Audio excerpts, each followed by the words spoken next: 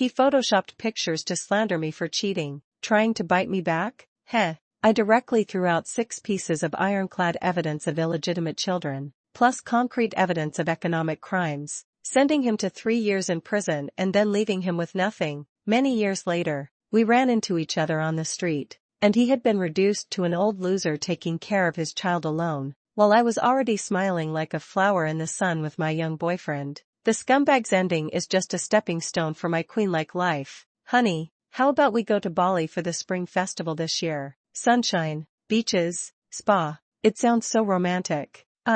Vivian, suggested to Ethan, who had just come out of the study, my tone with a hint of expectation and an imperceptible test. Ethan, my husband, a senior executive at Global Tech Corp, a handsome, wealthy, gentle and considerate perfect gentleman in the eyes of outsiders, married for 5 years. Our life seems to be a textbook for model couples in the eyes of outsiders. However, only I know that under the gorgeous shell of this perfect marriage, there is a ticking time bomb, the spring festival. Bali? Ethan's brow furrowed slightly, a movement so subtle that I would have almost missed it if I hadn't been staring at him. There's been too much going on at the company lately, and I might not be able to get away for the spring festival. How about next year? I'll definitely take the time to be with you next year. Again with the something came up? Again with next year? My heart sank instantly, and a familiar chill crept up from the soles of my feet, spreading throughout my body. I was all too familiar with this rhetoric. For the past 5 years, every spring festival, he would use various something came up excuses to mysteriously disappear for a few days. He wouldn't answer calls or reply to texts, as if he had vanished into thin air. Once the spring festival holiday was over, he would reappear as if nothing had happened, bringing carefully selected gifts and gently coaxing me. At first, I naively thought he was genuinely too busy with work. After all, it's normal for a multinational corporation like Global Tech Corp to be busy at the end of the year, but 5 years, year after year, this busy has become a bit too regular, hasn't it? Moreover, every time I ask him what he's specifically busy with, he always equivocates, either saying it's a company secret or changing the subject. A woman's intuition tells me that things are definitely not that simple. Ethan and I were college classmates and got married shortly after graduation. We are staunch DINKS, double income, no kids, and we reached a consensus before marriage to enjoy our life together without being tied down by children. Our married life is mostly happy and sweet. Ethan is handsome and considerate, successful in his career, and quite doting on me, except for those mysterious disappearances during the spring festival.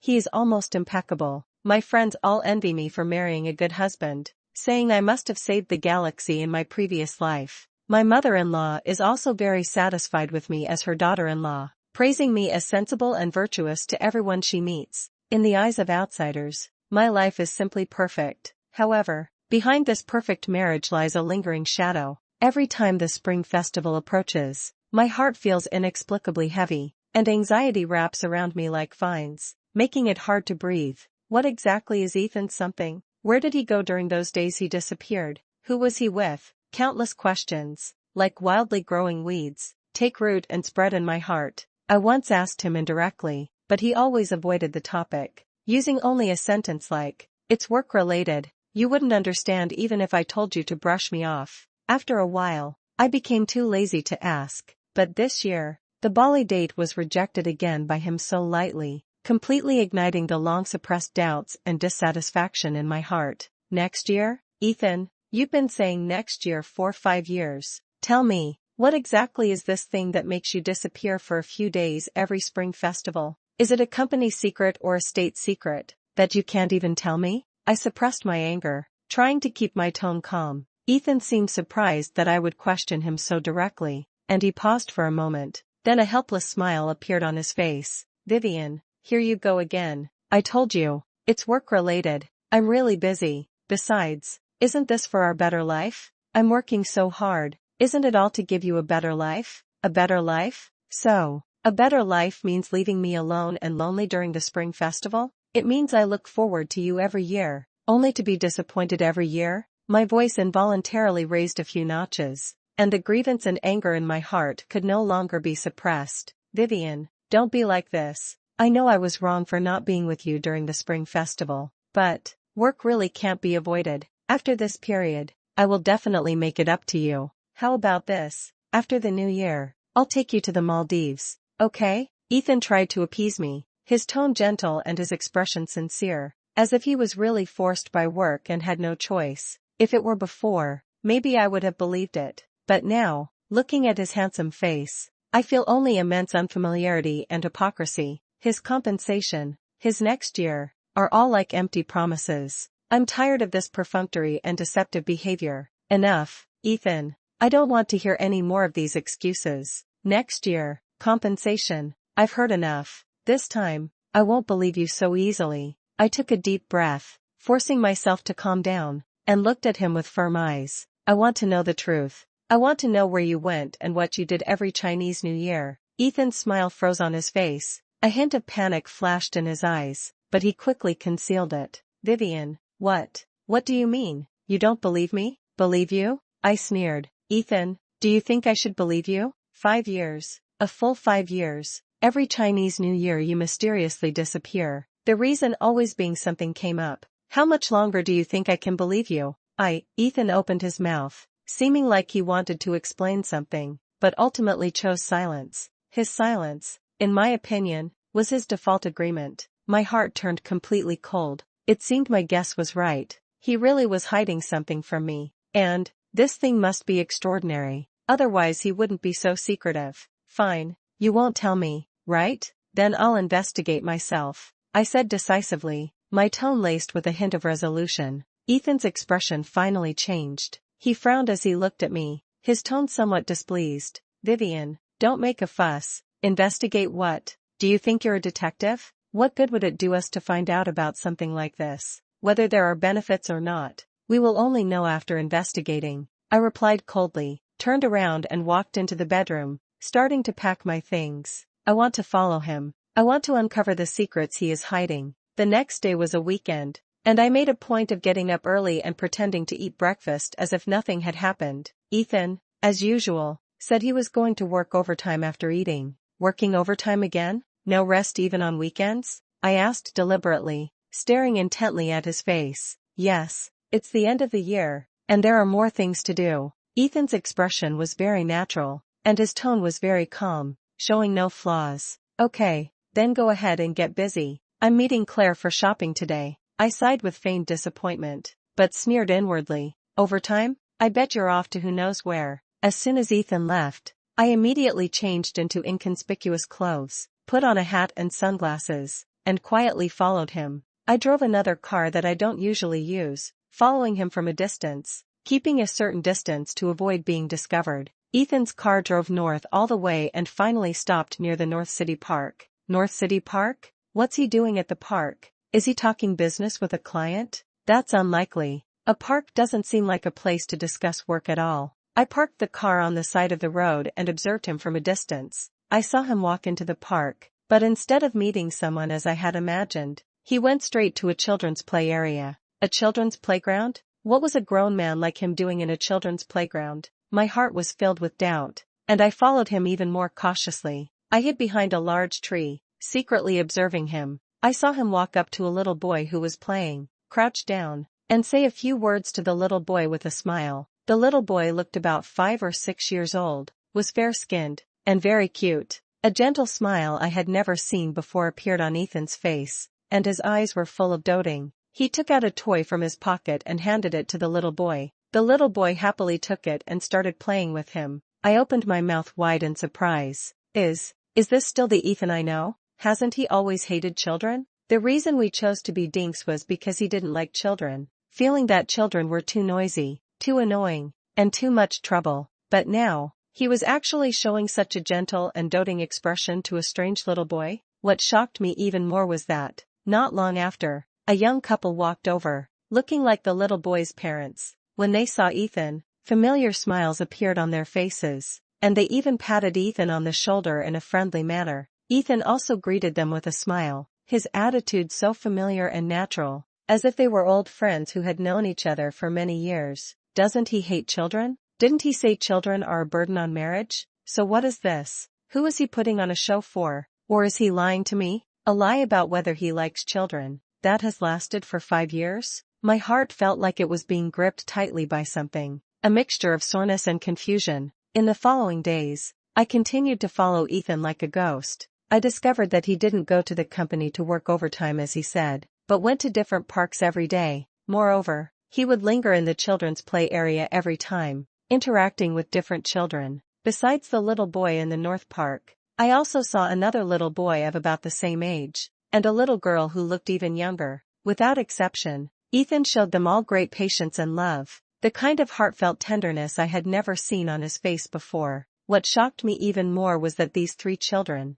2 boys and 1 girl, although slightly different in age, had a striking resemblance in their eyebrows and eyes. That resemblance wasn't just simple cuteness, but they looked just like Ethan. A terrible thought flashed through my mind, making me feel cold all over. Could it be? Could these children be? No. Impossible. I shook my head vigorously, trying to dispel this absurd idea. How could Ethan? We are a dink couple. This is what we agreed upon before we got married. How could he possibly do this behind my back? However, the reality before my eyes prevents me from deceiving myself. His unusual behavior, his doting on the children, and the similarities between the children and him, all point to a chilling possibility. I'm starting to lean towards a slightly gentler explanation. Perhaps Ethan really likes children, but he's afraid I'll be unhappy, or afraid of breaking our dink agreement, so he's been hiding it from me. Maybe disappearing every spring festival is just him secretly running off to see these children he likes. This explanation,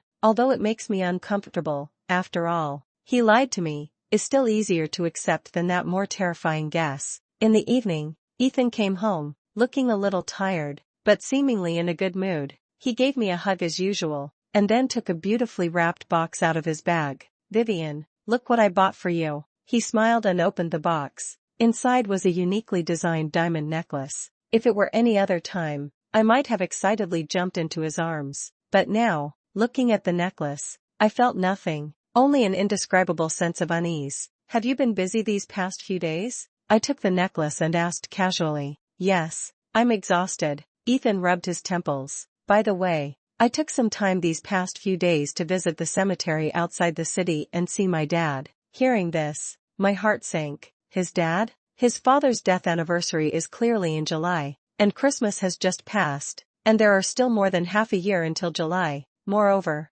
his father passed away many years ago and was buried in the cemetery in his hometown, hundreds of kilometers away from the city where we now live. He has clearly been wandering around the park in the city these past few days. When did he find time to go to the cemetery hundreds of kilometers away? This lie is just too clumsy, so clumsy that I find it ridiculous and sad. I looked at him, trying hard to find a trace of guilty conscience from his face, but he didn't. His expression was so calm as if he was talking about something very ordinary. Disappointment washed over me like a tide. Immediately following was an uncontrollable anger. He not only deceived me, but also treated me like a fool. He couldn't even bother to make up a decent reason for lying. At that moment, all my love and trust for him vanished into nothing. All that remained was deep disgust and revulsion. In the evening, he tried to get close to me as usual, but as soon as his hand touched my shoulder, I violently shook it off. Don't touch me. My voice was icy, filled with undisguised disgust. Ethan was stunned, looking at me in surprise. "Vivian, what's wrong? What's wrong with me?" I sneered. "Ethan, you know very well. Stop disgusting me with your clumsy lies." Ethan's face darkened. A hint of hurt and incomprehension flashed in his eyes, but more of it was offended anger. "Vivian, what the hell is wrong with you? Where did I lie to you? You know whether you've lied to me or not." I didn't want to argue with him anymore, turned around and lay down with my back to him, using my cold spine to reject all his approaches. That night, we were separated by the Chew River and the Han border, sleeping in the same bed but dreaming different dreams. I knew that our marriage had reached the edge of a cliff, and this time, I won't back down again. I will dig out the truth myself, no matter how cruel that truth may be. The next day, I took a few days off from the company, citing health reasons. Then, I drove to my mother-in-law's house. My mother-in-law, Ethan's mother, Martha, has always liked me. I told her that I felt a bit of a distance between Ethan and me lately, and I wanted to talk to her and see some photos of Ethan as a child, to reminisce about the good old days. Martha didn't think much of it and welcomed me warmly, even bringing out a large pile of photo albums. As she flipped through the photos, she chatted endlessly about Ethan's childhood anecdotes. I listened patiently, but my eyes were quickly scanning the yellowed old photos. Finally, in an older album, I found some photos of Ethan when he was 5 or 6 years old. The little Ethan in the photo, wearing overalls, grinned, revealing 2 small tiger teeth, completely different from the handsome and steady him now, but the eyebrows and eyes, the outline, are exactly the same. My heart beat faster, and I carefully took these photos with my phone. After getting the photos, I didn't stop at all and immediately drove to the North City Park. I need to confirm again. This time, I didn't hide in the distance, but pretended to be a parent bringing children to play, and approached the little boy who looked most like Ethan's childhood photo. The little boy was happily building sandcastles with other children, having a great time. I walked up to him and pretended to casually strike up a conversation. "Little friend, the castle you built is really beautiful." The little boy looked up and gave me a shy smile. Looking at him up close, his features were even clearer. Those eyes, that nose, the curve of that mouth. He was simply a spitting image of Ethan as a child. I took out my phone, pretending to check the time, but secretly brought up a childhood photo of Ethan that I had just taken. Comparing them side by side, the astonishing similarity almost made me suffocate. This isn't just a simple looks like anymore. This is clearly father and son. My mind went blank. My heart was pounding wildly, almost bursting out of my chest. That most terrifying guess had now become a cold and cruel reality. I suppressed the inner turmoil and went to 2 other parks, finding the other little boy and little girl. As expected, all 3 of them had a very high degree of similarity to Ethan's childhood photos. 3 children who look so much like him. My world collapsed completely at this moment. The so-called dink, the so-called life of 2, is all bullshit. Ethan, my husband, this man who kept saying he didn't want children, actually secretly had 3 illegitimate children outside. Did he have them before marriage? Or were they born from an affair after marriage? I don't know, and I don't want to know. The important thing is, he deceived me, utterly deceived me. He kept me in the dark, like a fool, guarding a false promise for 5 years. Immense anger and humiliation erupted in my chest like a volcano. I felt like I was about to be torn apart by this sudden truth. Just as I was being overwhelmed by anger and despair, a detail suddenly intruded into my mind: the necklace. The diamond necklace Ethan gave me a few days ago. I suddenly remembered that when I was observing those children in the park, I seemed to have caught a glimpse of the necklace on their mother's neck. I didn't pay much attention to it at the time, but now that I think about it carefully, the necklaces worn by those mothers were exactly the same style and design as the one I received. Identical necklaces, to my wife, and to my lover and the mother of my illegitimate child? Ha, ha ha, I couldn't help but laugh, but tears flowed uncontrollably. "Ethan, you really are spreading the love evenly. What do you take me for? Someone who is equal to other women, someone you can casually fool and give alms to?" The anger escalated again, almost burning my sanity to ashes. I clenched my fists so hard that my nails dug deeply into my palms. "Ethan, you just wait. I will settle this score with you. I can't just let this go. I need evidence, ironclad evidence, to ruin his reputation and make him pay the price." I immediately contacted my best friend Claire. Claire is a well-informed and well-connected lawyer. I briefly told her the whole story, omitting the detail that the child looked very much like Ethan, only saying that I suspected him of cheating and needed to find a reliable private investigator. After listening, Claire was shocked, but immediately expressed her support. "Vivian, don't worry, leave this to me. I know a very professional private investigator, absolutely reliable. I guarantee to help you find the evidence clearly, soon." Claire sent me the private investigator's contact information. The private investigator was very efficient. In just a few days, he found out the basic information of the 3 women, including their names, addresses, and their respective husbands. Yes, you heard me right. Those 3 women are all married. Their husbands are Michael, the owner of a small trading company; David, a programmer at a technology company; and Robert, a freelance photographer. This discovery made me even more shocked and angry. Ethan not only betrayed me, but also destroyed 3 other families at the same time. This is not just a simple affair. This is a decline of morality, a distortion of human nature. A bold plan gradually took shape in my heart. Since Ethan has caused so many people to fall into pain and deceit, then I will unite these victims and take revenge on him together. I had the detective get me the contact information for Michael, David, and Robert. Then, I mustered up my courage and met with them separately. The process of meeting them wasn't easy. At first, they were all baffled by my sudden visit, even a little wary. When I carefully and indirectly hinted that their wives might be having an affair with the same man and that their children might not be their own, their reactions ranged from shock and disbelief to anger and humiliation. "Are you telling the truth? Who is that man?" Michael's fists clenched, his eyes almost spitting fire. "Ethan White, an executive at Global Tech Corp," I said calmly. "Ethan White?" David, the programmer, had apparently heard of the name, and his face instantly turned pale. Robert, on the other hand, looked lost and pained, muttering to himself, "Impossible. Jessica isn't that kind of person. I know this is undoubtedly a bolt from the blue for them, but I have no choice. I need their help, and I also need them to face reality. I suspect that your children,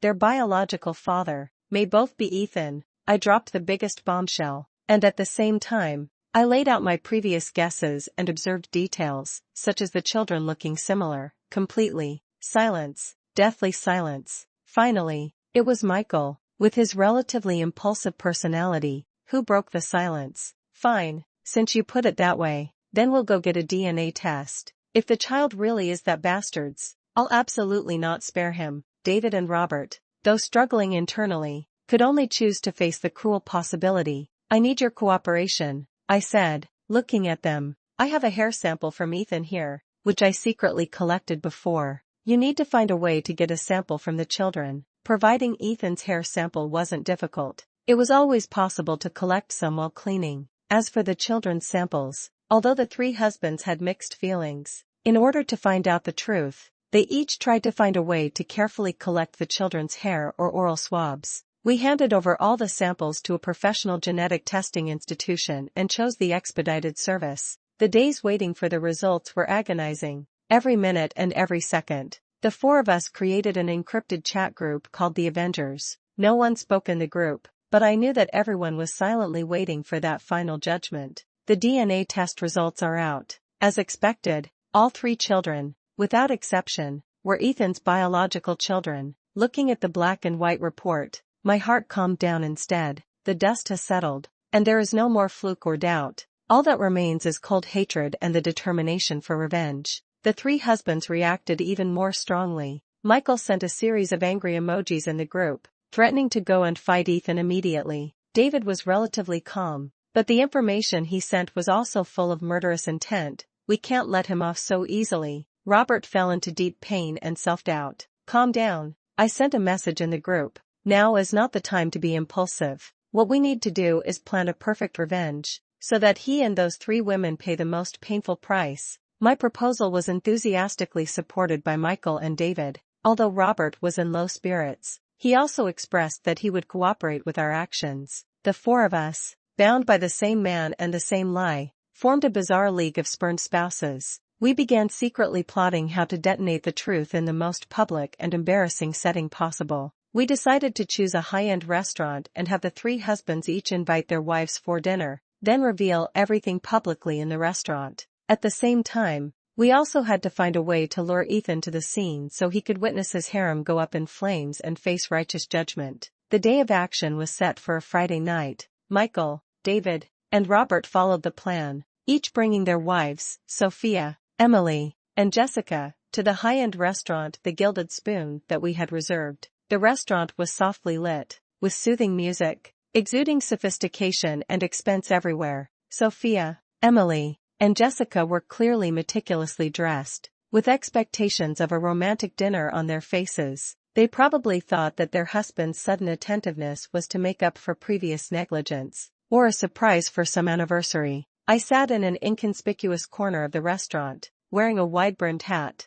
with a glass of almost untouched lemonade in front of me, coldly watching the good show about to unfold. Three couples sat in different booths, and the atmosphere was fairly harmonious at first. Michael, David, and Robert suppressed the turmoil in their hearts and dealt with their wives insincerely. The time was almost right. As agreed, Michael took the lead in launching the attack. He suddenly pulled out a document from his briefcase and slammed it on the table in front of Sophia. The coffee cup jumped, and the brown liquid splashed out. "Sophia, take a look at this," Michael's voice wasn't loud, but it was full of suppressed anger, causing the guests at the next table to look over. Sophia was startled and picked up the document, not understanding what was going on. DNA test report? Michael, what do you mean? Her voice stopped abruptly as she saw the contents of the report, and her face turned pale instantly. Almost at the same time, David and Robert also took out the same reports and threw them in front of Emily and Jessica.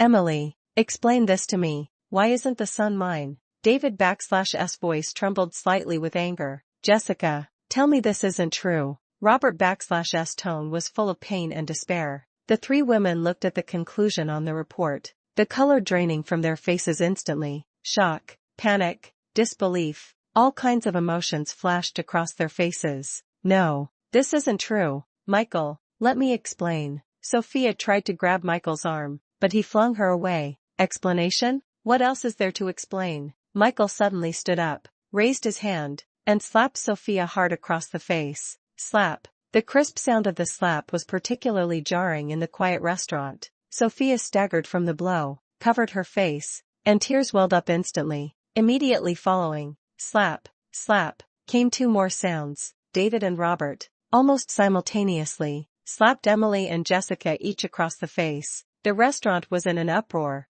and all the guests looked at this side in astonishment. The waiter also panicked and didn't know what to do. And this was just the beginning. Just as the scene was chaotic, a familiar figure appeared at the entrance of the restaurant. Ethan. He was clearly also carefully dressed, holding a bouquet of roses in his hand, with a relaxed and cheerful smile on his face, heading straight for Jessica's table. It was me, using Jessica's phone, imitating her tone, to send him a message, saying that there was an emergency and asking him to meet here. Of course, this message was sent by Jessica under Robert's coercion. Ethan clearly didn't realize what awaited him. When he saw the chaotic scene in the restaurant, especially the clear palm prints on the faces of the three wives, and the angry eyes of their husbands, the smile on his face instantly froze. He immediately realized that something was wrong and turned to run away. Ethan White, you bastard, stop right there. Michael was the first to react, roaring like an enraged bull, charging towards Ethan.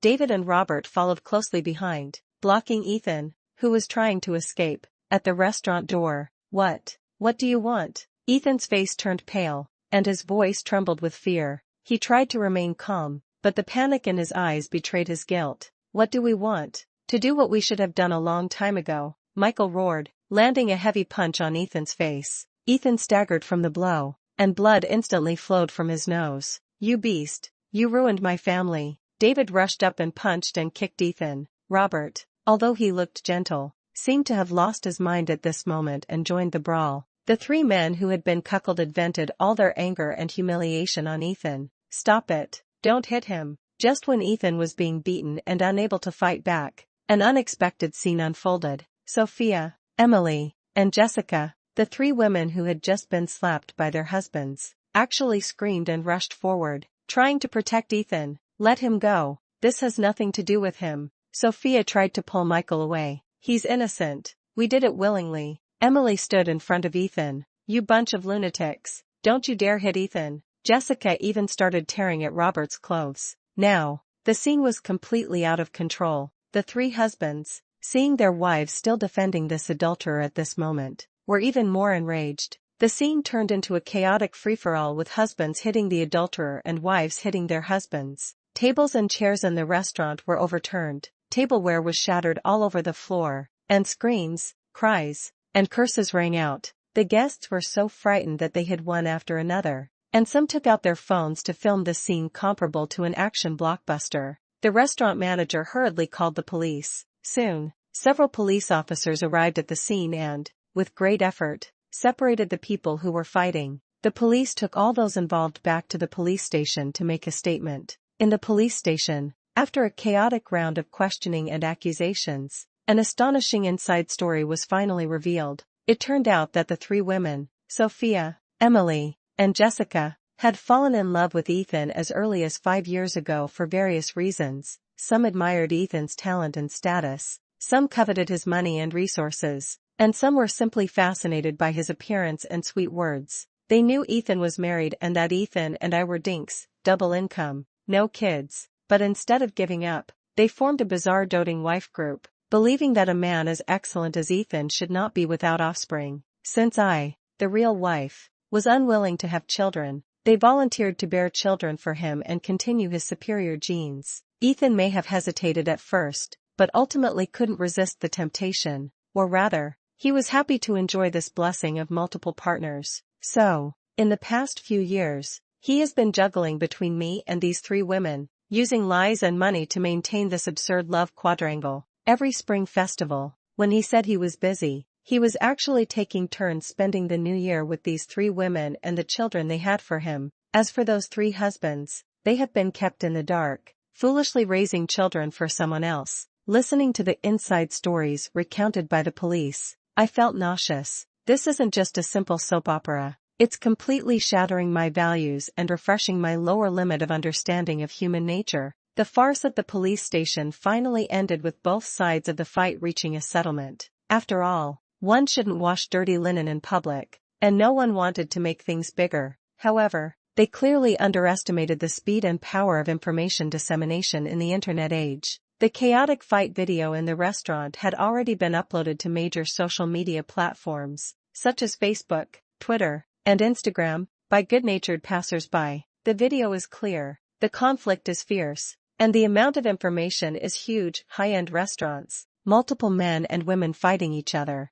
a suspected affair leading to a family war. Every element accurately hits the excitement of the gossiping masses. The video quickly fermented on the internet, and the number of clicks and reposts exploded. Soon, netizens with great powers revealed the identity information of the people involved. Ethan White, executive of Global Tech Corp., 1 man, 3 women, spoiled wife group, a dink husband has 3 illegitimate children outside. Various sensationalist headlines emerged one after another. Ethan instantly became the center of the storm on the internet and was nailed to the pillar of shame. Global Tech Corp's stock price was also affected and began to fall. Ethan was hospitalized due to injuries sustained in the brawl, but this did not allow him to escape the vortex of public opinion. After the news of his hospitalization was exposed, the hospital entrance was immediately surrounded by media reporters and various internet celebrities who came upon hearing the news. They held up cameras and microphones, like sharks smelling blood,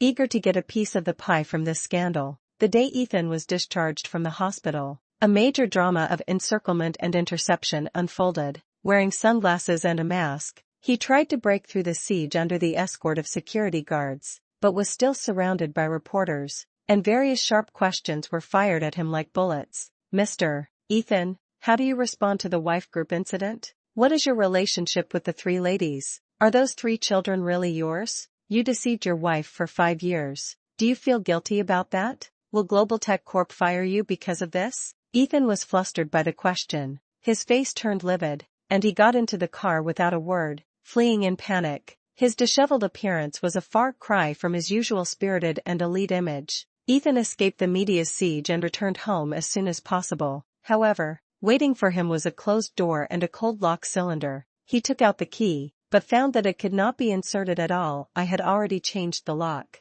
Ethan frantically took out his phone and called me. As soon as the call connected, he roared, "Vivian, what do you mean? Why did you change the lock?" "It means nothing." My voice was calm and without a trace of emotion. "That's the house I bought, and I can change the locks if I want to." "You bought it? That's still our joint property during the marriage." Ethan's voice was distorted with anger. "Vivian, don't go too far. That restaurant incident, did you have something to do with it?" "It was me," I admitted frankly. "I contacted Michael, David, and Robert, and I planned that whole show." "Ethan, you deserved it. You venomous woman." Ethan was so angry he was incoherent. "Vivian, I'm telling you, I own half of this house. You want to take it all?" "No way. I'll see you in court." "Okay, see you in court." I sneered and hung up the phone directly. "Want to divide the property? Dream on." That night, Ethan, as expected, didn't give up his evil intentions. He actually brought several people of unknown identity and tried to pry open my door lock. The loud sound of prying the lock alarmed the neighbors and the apartment security. The security guard came to stop them and called the police.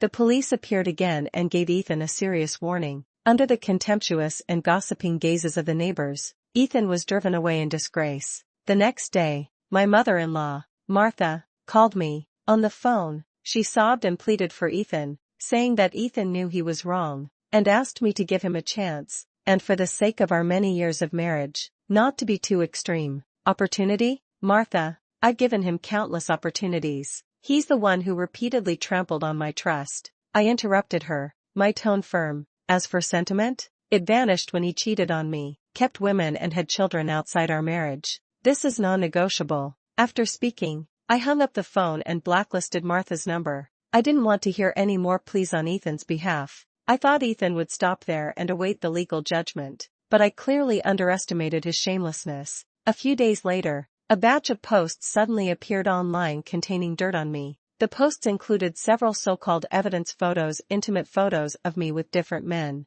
In the photos, I looked ambiguous, and my behavior with the men beside me was affectionate. An anonymous poster accused me, saying that I was the one who cheated first, and Ethan sought solace outside because he couldn't stand my betrayal. The post also claimed that my so-called child-free stance was just an excuse for my chaotic private life. For a time, online public opinion began to shift subtly. Some netizens who didn't know the truth began to question me and even shame me. I knew it. It takes two to tango, so it was the woman who cheated first, then the man is quite pitiful. The entertainment industry is really chaotic. None of them are good people. Looking at those filthy comments, I was trembling with anger. Ethan, you are really desperate and using every possible means. You actually used such a low-down trick as photoshopping to slander me. After the anger, I quickly calmed down. Ethan thinks he can turn the tables with this? Too naive. I immediately contacted David, the technical expert in the Avengers Alliance.